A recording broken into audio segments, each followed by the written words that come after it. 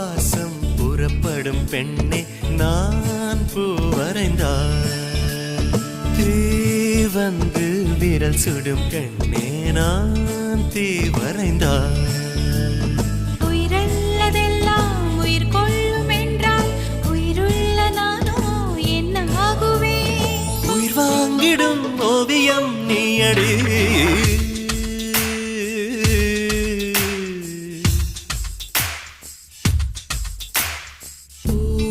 வாசம் புறப்படும் பெண்ணே நான் பூ வரைந்தார்